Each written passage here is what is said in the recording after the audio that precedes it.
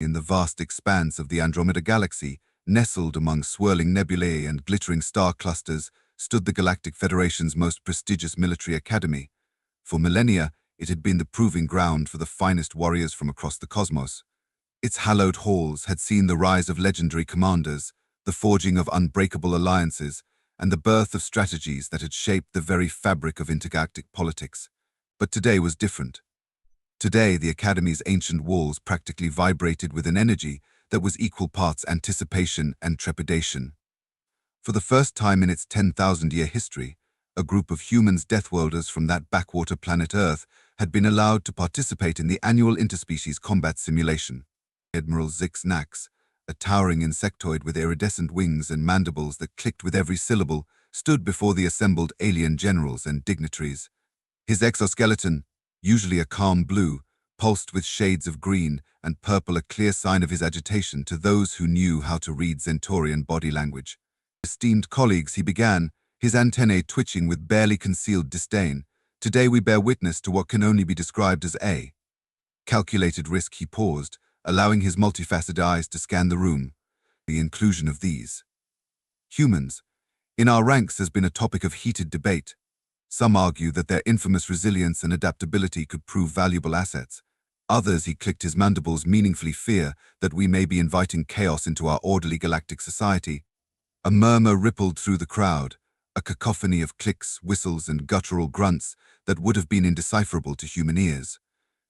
They had all heard the stories, tales of human tenacity, of their homeworld's deadly environments, of their inexplicable ability to not just survive but thrive in conditions that would reduce most species to quivering piles of primordial goo. Surely, chirped Xindra, a avian representative from the Cygnus system, her feathers ruffling in amusement. These stories are mere exaggerations. After all, how formidable can a species be when their own planet seems intent on killing them at every turn? Laughter rippled through the chamber, a sound that would have sent shivers down a human spine had any been present to hear it. Admiral Zix Nax raised an appendage for silence, his mandibles twitching in what might have been a smile if insects could smile. Your skepticism is noted, Ambassador Sindra, he buzzed, and it is precisely why today's exercise will be so. Illuminating, he turned to face a massive holographic display that dominated one wall of the chamber. With a wave of his appendage, the screen flickered to life, displaying a stunningly detailed landscape of rolling hills, dense forests, and hidden enemy encampments. The scenario, Admiral Zix Nax continued, his voice taking on a tone of smug satisfaction, is a simulation of a 5-year guerrilla warfare campaign. The participants must infiltrate enemy territory, establish a resistance network, and systematically dismantle the opposing forces' infrastructure. He paused for effect, his compound eyes glittering. The previous record for completion stands at 4 years, 3 months, and 17 days, set by none other than our esteemed colleague, General K. Thax of the Draconis Collective. All eyes turned to a hulking reptilian figure in the corner, whose scales shimmered with pride at the mention of his achievement. General K. Thax inclined his massive head in acknowledgement, a forked tongue flicking out to taste the air. It was a most invigorating challenge, he rumbled, his voice like gravel in a cement mixer.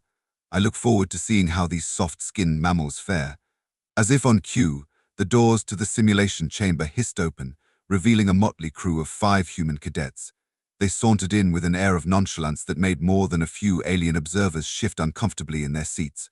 At the front strode Alexei Volkov, a burly Russian with a beard that could make a Wookiee weep with envy.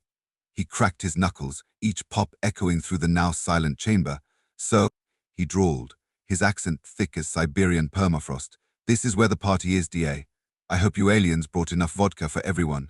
Flanking him were the Yang twins, Mei and Jun, Chinese martial arts prodigies, whose synchronized movements made them appear more like a single, 4-armed entity than 2 separate individuals. They bowed in perfect unison, their expressions a mix of respect and barely contained excitement. Honorable beings of the galaxy, they said, in eerie synchronization, we are humbled by this opportunity to demonstrate the art of kicking ass and taking names, the noble traditions of Earth's martial disciplines. Bringing up the rear was Rashid Al-Fayed, an Egyptian demolitions expert whose fingers drummed an intricate rhythm against his thigh, a nervous tick that had once caused an alien instructor to evacuate an entire star system, convinced the human was activating some sort of doomsday device. "I do hope," he said with a smile that was just a touch too wide, "that this simulation of yours is adequately fireproofed." And finally, there was Zoe O'Malley, an Irish hacker whose fiery red hair was matched only by the mischievous glint in her emerald eyes. She winked at the assembled aliens, causing several to faint and one particularly sensitive Gaznorian to spontaneously molt. "The top o' the morning to ya, lads," she drawled, her brogue thick enough to spread on toast. "Now, which one of you fine gentle beings is going to show me where you keep the good stuff? And by good stuff I mean your most classified, top-secret computer systems. For purely academic purposes, of course." Admiral Zix-Nax's mandibles twitched in annoyance, his exoskeleton flushing a dangerous shade of purple. "Humans." He buzzed, trying to regain control of the situation. "You have been briefed on the parameters of this exercise. You are to infiltrate enemy territory, establish a resistance network, and systematically dismantle the opposing force's infrastructure. This scenario typically takes years to—" Yeah, Zoe interrupted, twirling a lock of hair around her finger. "Guerrilla warfare, resistance networks, blah blah blah. We got it, bug boy. Can we start already? I've got a date with a pint of Guinness in about." She glanced at a non-existent watch. "Oh, let's say 30 minutes. The alien dignitaries gasped in collective shock. The audacity, the disrespect, the complete and utter humanity of it all. Admiral Zix-Nax's exoskeleton now pulsed with a riot of colors that would have put a disco ball to shame. "Very well," he hissed, each word dripping with barely contained fury. "Your hubris will be your downfall. Begin the simulation." With a flash of light and a disorienting whir, the 5 human cadets found themselves transported into the stunningly realistic holographic environment they had seen displayed earlier. Rolling hills covered in dense vegetation stretched as far as the eye could see, punctuated by the occasional plume of smoke rising from hidden enemy encampments. Alexei took a deep breath, his nostrils flaring. "Ah," he sighed contentedly, "smells like home. Or at least what home smelled like before we accidentally set fire to the vodka distillery during that blizzard of '43. Good times, good times." May and June exchanged knowing glances. "You think this is bad?" May chuckled. "Try growing up in Beijing during the great smog crisis of '35. June finished. "This air is practically mountain fresh in comparison." Rashid, meanwhile, had already pulled out an array of devices that looked suspiciously like they didn't belong in a simulated warfare scenario. What he said defensively, noticing his teammates' raised eyebrows. "I just brought a few party favors, to liven things up a bit. Nothing says surprise resistance movement like a few well-placed firecrackers. Am I right?" Zoe cracked her knuckles and pulled out a datapad that definitely wasn't standard issue. "All right, lads and lassies." She grinned, her fingers flying across the screen. "Let's show these Xenos how we do things on good old terra firma. First things first, who wants to bet I can hack their entire communications network before Alexei finishes his first battle cry?" Back in the observation room, the alien observers watched with a mixture of fascination and growing unease as the humans sprang into action. Their movements were a far cry from the carefully coordinated, tactically sound maneuvers that were typically employed in these scenarios. Instead, it looked more like, well, chaos. Glorious, terrifying chaos.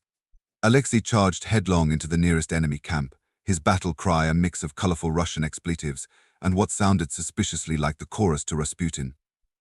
The simulated adversaries, programmed to expect stealth and subterfuge, were caught completely off guard by the bear-like human bulldozing through their defenses. "Come, my little matryoshka dolls," Alexei bellowed, swinging a makeshift club that might have once been a tree. "Let us dance the dance of my people. It is called you fall down, I keep standing."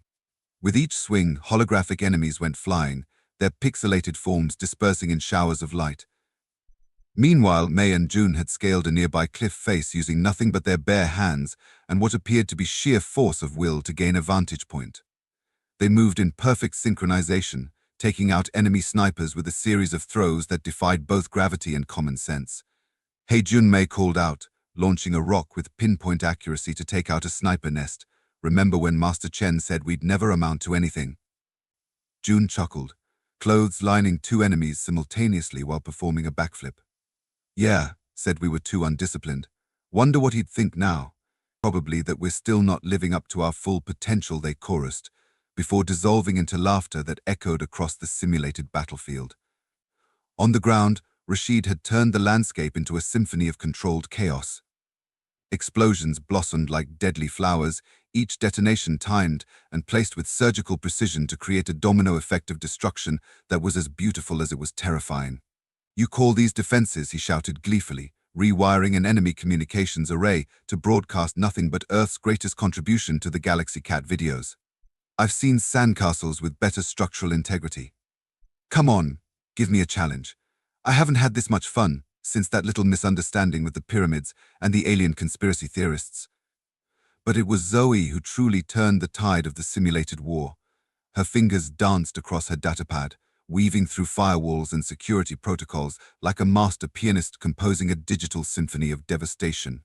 Lines of code flowed from her fingertips, each keystroke a nail in the coffin of the enemy's digital infrastructure. "Oh, honey," she cooed to a particularly stubborn piece of alien software, "you really shouldn't have left your back door unlocked. Don't you know there are dangerous humans about?" With a final, dramatic flourish, she hit enter. Throughout the simulated landscape, enemy vehicles ground to a halt, weapons systems went offline, and holographic adversaries froze in place, some in rather compromising positions that would have made even the most open-minded xenobiologist blush.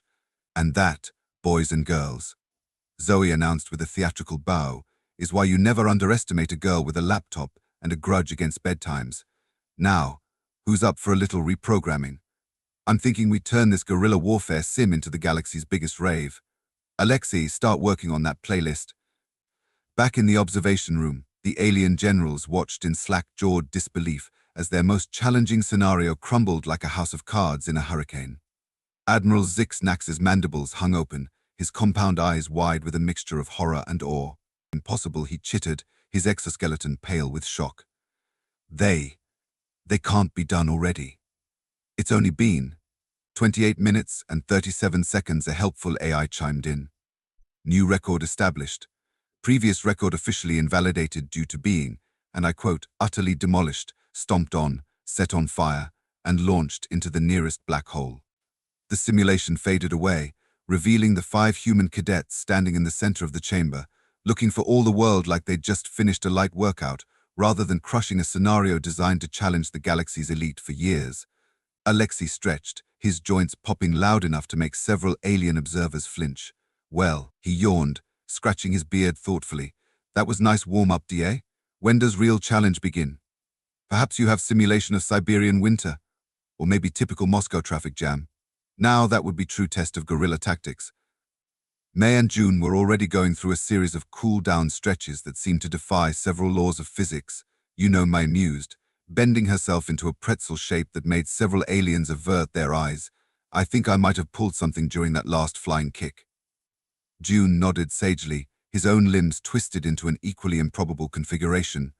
"Yes, I believe it was your sense of restraint. We really should work on that.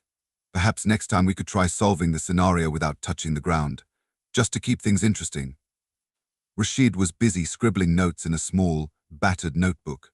"Note to self," he muttered, "recalibrate the yield on those plasma charges.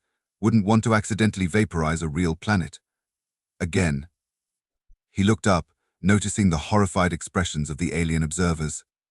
"Oh, don't worry," he said with a reassuring smile that somehow managed to be anything but. "That was just a little mishap during a training exercise. The planet was mostly uninhabited. Mostly." "And Zoe?"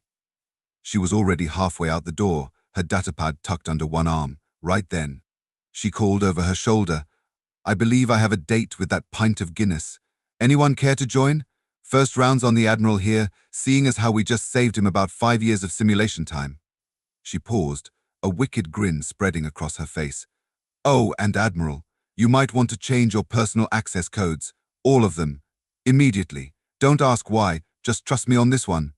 Admiral Zix-Nax's mandibles worked soundlessly, his mighty insectoid brain struggling to process what he had just witnessed.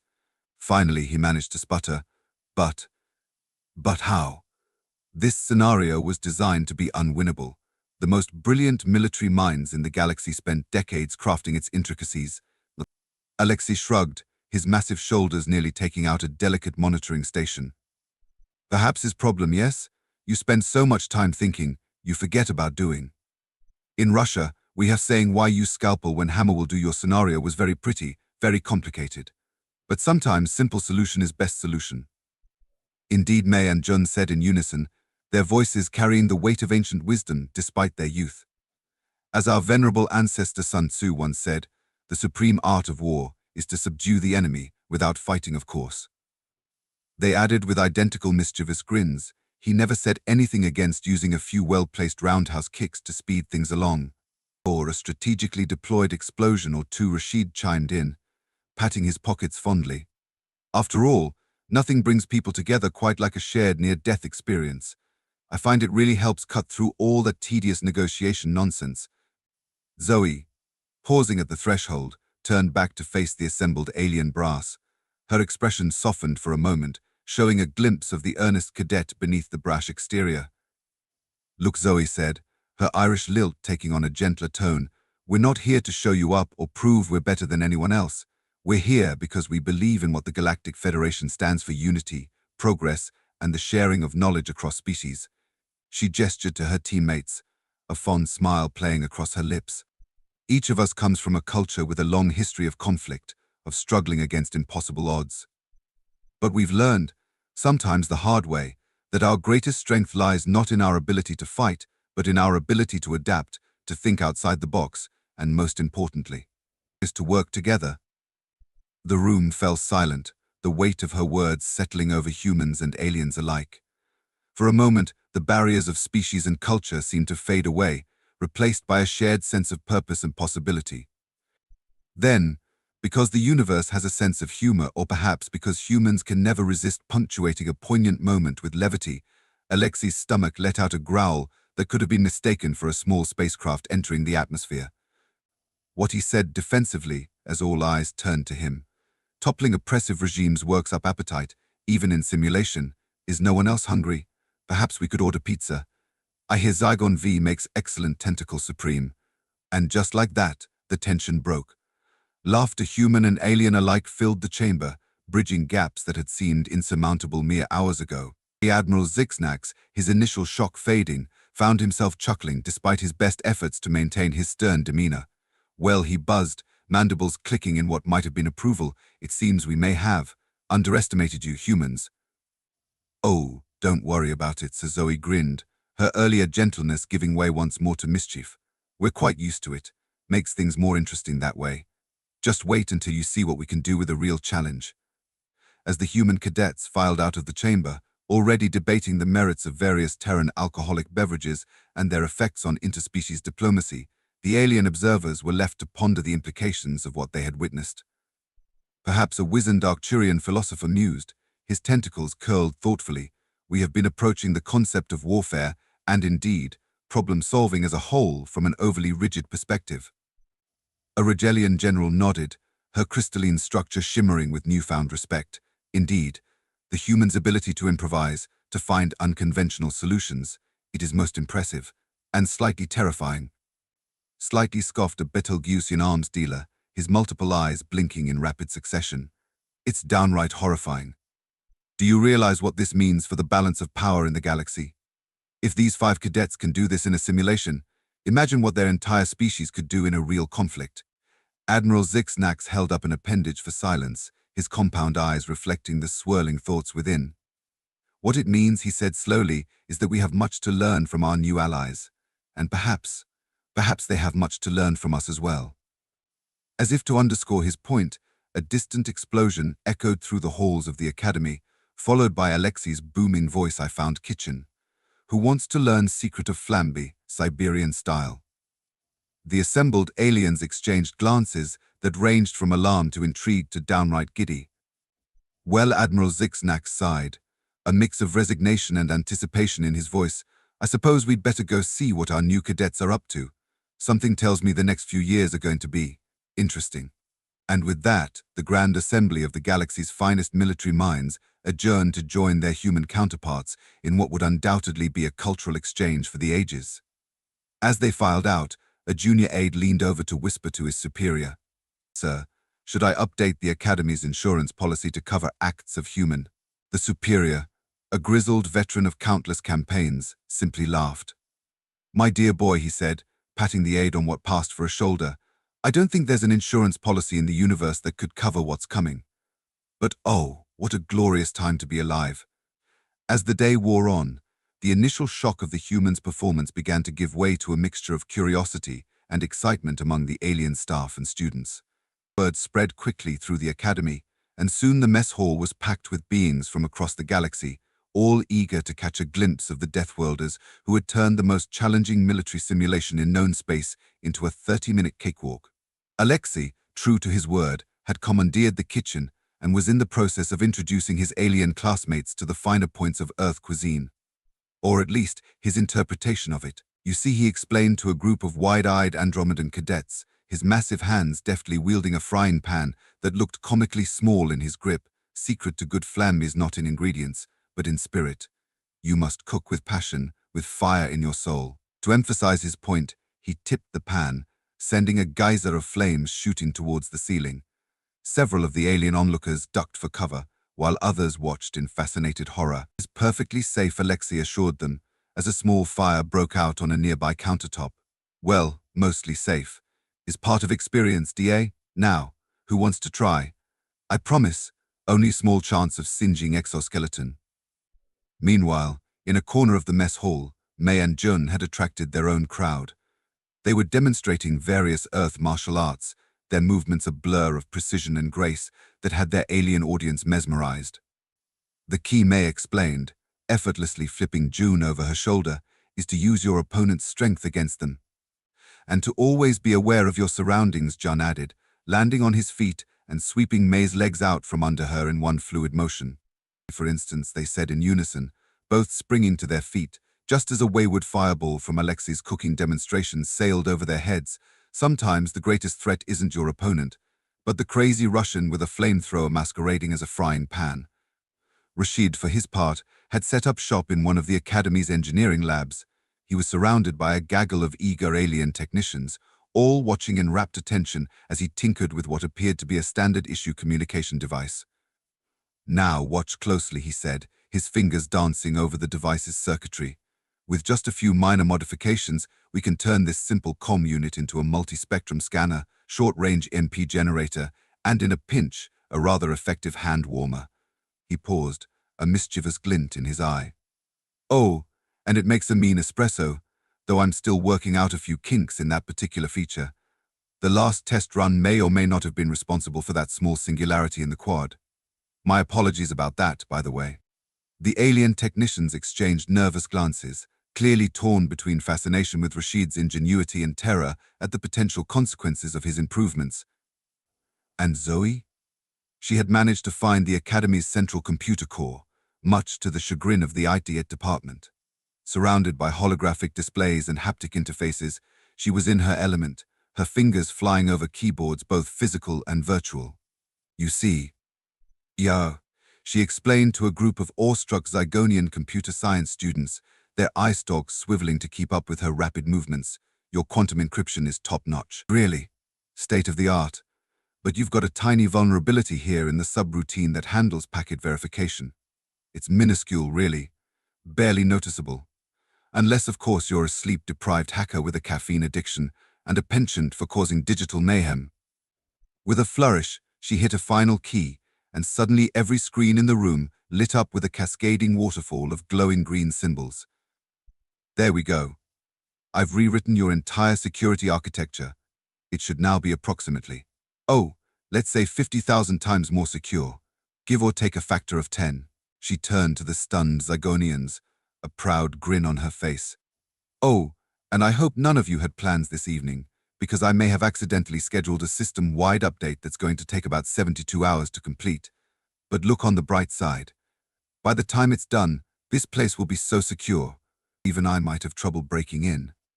Emphasis on might. As the day turned to evening, the initial chaos began to settle into a sort of organized bedlam. The human cadets, for all their eccentricities and penchant for causing inadvertent destruction, had managed to endear themselves to many of their alien counterparts. Their enthusiasm was infectious, their willingness to share knowledge admirable, and their ability to find humor in even the most dire situations was, well, it was uniquely human. Admiral Zixnax stood at the entrance to the mess hall, watching the scene unfold with a mixture of resignation and begrudging admiration. Beside him, General K. Thax of the Draconis Collective rumbled thoughtfully. "You know," the massive reptilian said, his scales shimmering in the artificial light, "when I first heard that humans would be joining the Academy, I was skeptical. Their reputation as Deathworlders preceded them, and I feared they would be a disruptive influence." Admiral Zix Nax clicked his mandibles in agreement. "As did I, old friend. As did I." "And yet," K-Thax continued, gesturing with a clawed hand towards the mingling crowd of humans and aliens, "look at them now. In a single day, they've managed to challenge our most deeply held beliefs about warfare, push the boundaries of our technology, and somehow, against all odds, bring us closer together." Zix-Nax nodded slowly, his compound eyes reflecting the scene before him. "It is not what I expected," he admitted. "But perhaps that is precisely the point. These humans, with their chaotic energy and their unorthodox methods, they force us to see things from new perspectives, to question our assumptions, to adapt." "Indeed," K-Thax rumbled. "And in doing so, they may just make us all stronger." He paused, a toothy grin spreading across his reptilian features. "Though I shudder to think what they'll do to our carefully crafted curriculum. Something tells me we may need to adjust our teaching methods." As if on cue, another explosion rocked the building, followed by Alexi's booming laughter and a chorus of both alarmed and delighted alien voices. Admiral Zix-Nax sighed, his antennae drooping slightly. "Well, my friend," he said, a note of wry amusement creeping into his voice, "I believe the humans have a saying for situations like this: in for a penny, in for a pound. Shall we join the festivities?" General K-Thax nodded, his massive form already moving towards the center of the chaos. "Indeed. After all, if we can't beat them, we might as well join them." Zix-Nax finished, falling into step beside his old friend. "And who knows? We might just learn something in the process." As the two high-ranking officers made their way into the fray, the sounds of laughter, explosions, and what might have been an impromptu rendition of Bohemian Rhapsody echoed through the halls of the Galactic Federation's most prestigious military academy. A new chapter in interstellar relations had begun, and while it promised to be filled with challenges, misunderstandings, and the occasional accidental planetary evacuation, it also held the potential for growth, friendship, and the kind of stories that would be told in bars across the galaxy for centuries to come. For in the end, that's what humans brought to the cosmic table: not just their strength or their ingenuity, but their indomitable spirit, their ability to find humor in the darkest of situations, and their knack for turning even the most dire circumstances into an opportunity for growth and, more often than not, a damn good party. As Zoe would later quip, raising a glass of something that may or may not have been radioactive, "To humanity, F yeah, and to our alien mates, thanks for giving us a galaxy-sized playground. We promised to try not to break it much." The resulting cheer was loud enough to be heard on nearby planets, leaving more than a few species wondering if they'd just witnessed the birth of a new star. Little did they know, it was something far more powerful: the dawn of a new era, where the indomitable human spirit would leave its mark on the cosmos in ways that no one human or alien could have possibly imagined. And somewhere, in the great cosmic tapestry, the universe itself seemed to chuckle. For it knew that with humans now on the galactic stage, things were about to get very interesting indeed. As the impromptu celebration in the mess hall reached fever pitch, with aliens of all shapes and sizes attempting to join in on human drinking songs with varying degrees of success, a small group of senior academy staff huddled in a corner, furiously debating the implications of the day's events. "We simply must revise the entire curriculum," insisted Professor Zil Thara, her bioluminescent tentacles flashing in agitation. "These humans have demonstrated that our traditional approaches to strategy and tactics are woefully inadequate in the face of their chaos," suggested Commander Vex, his cybernetic eye whirring as it focused on the celebrating crowd. "Creativity," corrected Dr. Ixlana, her feathered crest rising in excitement. "What we've witnessed today is nothing short of revolutionary. The human's ability to think laterally, to find solutions where we see only obstacles. It's breathtaking and terrifying," muttered Security Chief Crow Nax, his exoskeleton chittering nervously. "Do you realize the implications for galactic security? If 5 untrained human cadets can dismantle our most complex simulation in minutes, what could a coordinated human military effort do?"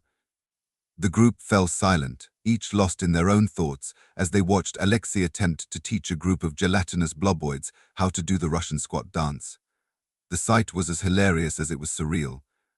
Finally, Admiral Zixnax spoke up, his voice carrying a weight that immediately commanded the attention of his colleagues. "My friends," he began, his compound eyes sweeping over the assembled staff, "we stand at a crossroads. The arrival of humans in our midst presents both unprecedented challenges and unparalleled opportunities. Yes, their methods are unorthodox. Yes, their presence will undoubtedly lead to more than a few incidents." He paused, wincing slightly as another small explosion echoed from the direction of the kitchen. "But consider this: in a single day, these 5 humans have done more to shake up our established paradigms than centuries of gradual reforms." He gestured towards the celebrating crowd, where Mei and June were now leading an impromptu Tai Chi session, their alien students contorting themselves into shapes that defied both physics and common sense. Look at them. In mere hours, they fostered a spirit of camaraderie and shared learning that we've struggled to achieve for generations. Their enthusiasm, their willingness to embrace the unknown, it's infectious. But the risks Security Chief Cronax began, only to be cut off by a wave of the Admiral's appendage. "These are considerable," yes, Zixnax conceded, "but so are the potential rewards. We have become complacent, set in our ways. The humans, with their adaptability and their unique perspective, offer us a chance to evolve, to become something greater than the sum of our parts."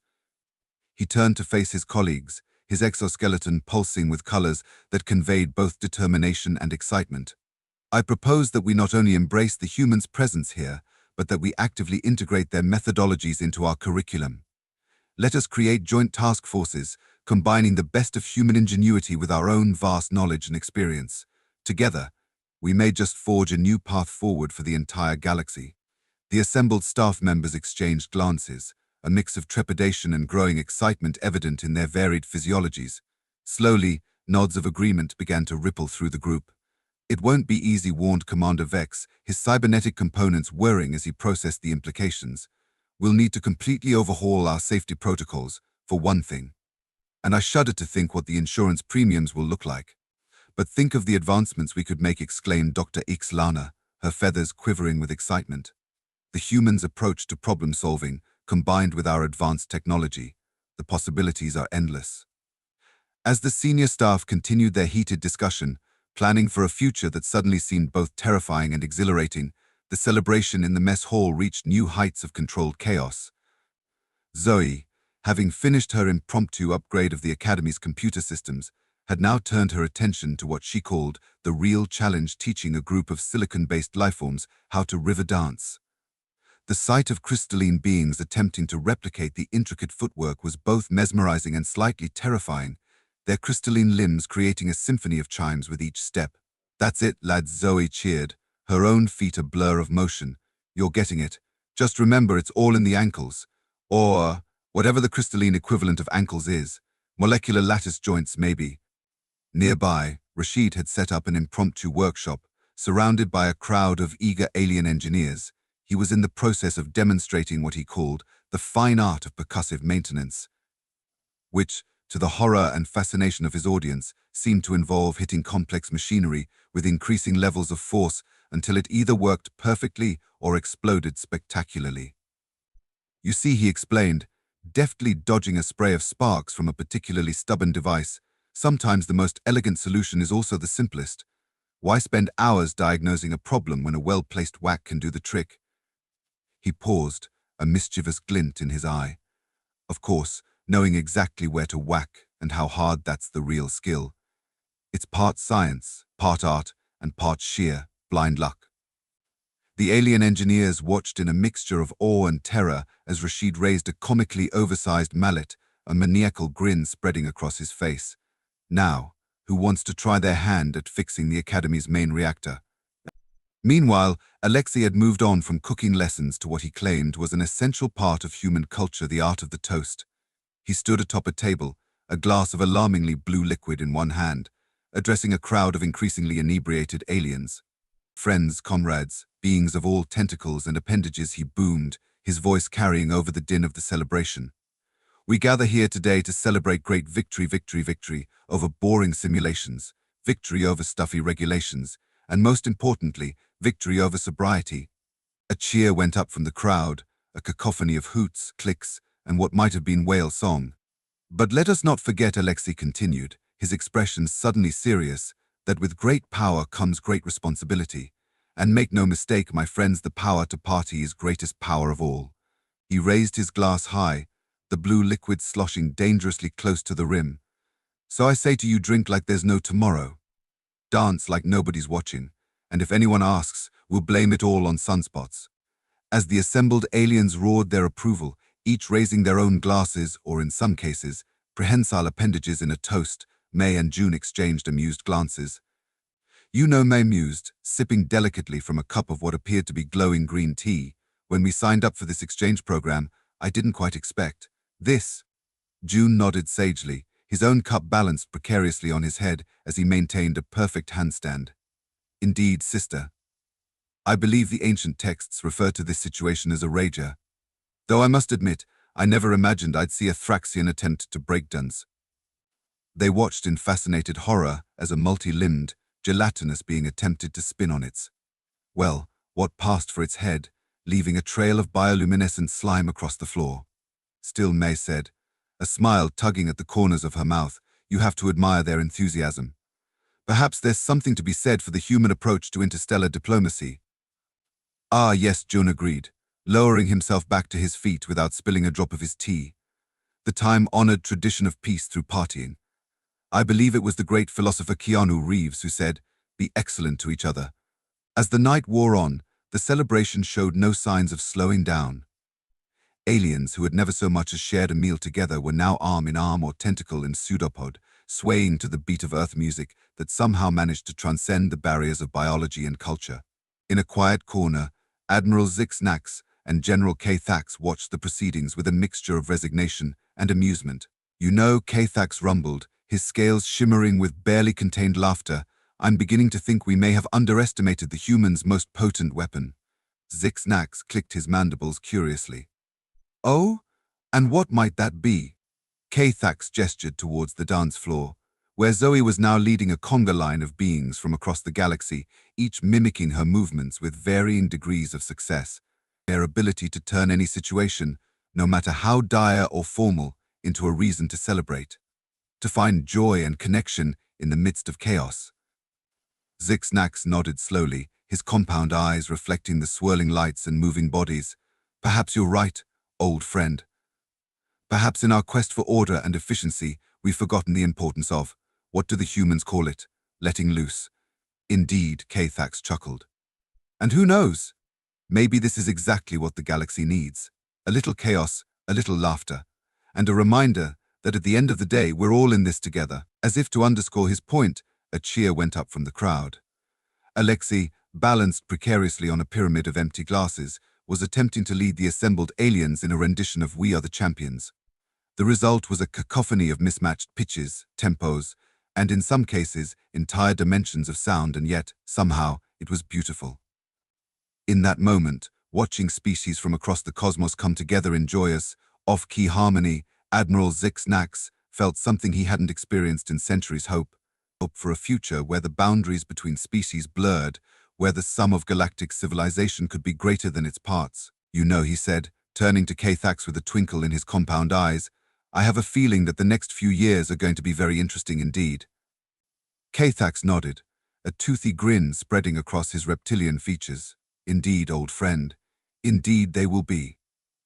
And with that, the two high-ranking officers did something that would have been unthinkable mere hours ago. They joined the conga line, their dignified exteriors giving way to the universal joy of movement and music. As the night wore on and the celebration showed no signs of abating, news of the humans' exploits began to spread beyond the confines of the Academy, across the galaxy, in smoky bars and glittering palaces, in bustling spaceports and on distant colony worlds. Beings of all shapes and sizes huddled around communication devices, eager for any scrap of information about the Deathworlders who had turned the galaxy's most prestigious military academy upside down. On the desert world of Araki's VII, a group of Fremen-like warriors listened in awe as a static-filled transmission described Alexei's culinary exploits. They say he can start fires with his bare hands, one whispered reverently, and that his food is so spicy it can melt through hull plating. In the crystal spires of Lumina Prime, a conclave of energy beings debated the implications of Zoe's hacking skills. If she can rewrite our most advanced security protocols in minutes, one pulsed nervously, what's to stop her from rewriting the very fabric of reality? And in the deepest depths of the void oceans of Xenon 3, bioluminescent beings performed interpretive dances based on second-hand accounts of May and June's martial arts demonstrations, their movements creating swirling patterns of light that would baffle xenobiologists for decades to come. Back at the academy, as the first light of dawn began to creep over the horizon, the celebration finally began to wind down. Beings of all species lay scattered across the mess hall in various states of consciousness, many in positions that defied both physics and common decency. Alexei, somehow still standing though swaying slightly, surveyed the scene with bleary-eyed pride. You see, he slurred to no one in particular.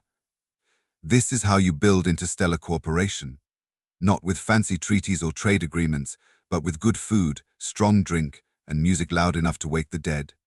Zoe, her hair a wild tangle of red curls, nodded sagely from her perch atop a snoring Thargoid. Too right, mate. I think we've just revolutionized galactic diplomacy. Who needs stuffy negotiations when you can just throw a Rhaegar? May and June, still impeccably groomed, despite the night's excesses, exchanged amused glances. Perhaps May mused, this is what our instructors meant when they spoke of thinking outside the box. June nodded, idly balancing a sleeping Zorlak on one finger. Indeed, sister, though I suspect they didn't quite envision this. Rashid, emerging from beneath a pile of dismantled electronics, grinned widely. Who cares what they envisioned? We've just made history. The first interspecies bacchanalia in the history of the Academy, probably the galaxy. As the human cadets gathered together, surveying the aftermath of their impromptu cultural exchange, a slow clap echoed through the mess hall. They turned to see Admiral Zixnax approaching, his exoskeleton glittering with what might have been pride or possibly just residual glitter from the dance floor. The cadets, he buzzed, his mandibles clicking in what they had come to recognize as amusement. I must say, when I allowed humans to join our academy, I expected many things. Chaos, certainly. Disruption, without a doubt. But this, he gestured to the scene around them, this I could never have predicted. The humans exchanged nervous glances. Was this the part where they got court-martialed, expelled, possibly jettisoned into the nearest black hole? But Zixnax surprised them all by doing something they had never seen an insectoid do. He laughed. It was a strange sound, somewhere between a buzz and a chirp, but unmistakably joyous. In a single day. He continued, his compound eyes glittering, you've managed to do what centuries of diplomatic missions and cultural exchange programs have failed to achieve. You've brought together beings from across the galaxy, transcending boundaries of biology and culture, and reminded us all of a fundamental truth that we too often forget. He paused, his antennae twitching thoughtfully. That at our core, no matter our origin or form, we all share a desire for connection, for joy, for understanding. And sometimes, the best way to achieve that is not through formal negotiations or structured programs, but through shared experiences and genuine human, sentient interaction.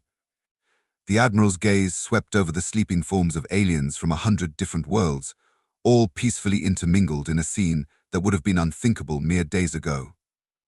I believe, he said slowly, that we may need to reconsider our approach to galactic diplomacy, and perhaps our entire curriculum. The human cadets exchanged shocked glances. Was the Admiral saying what they thought he was saying?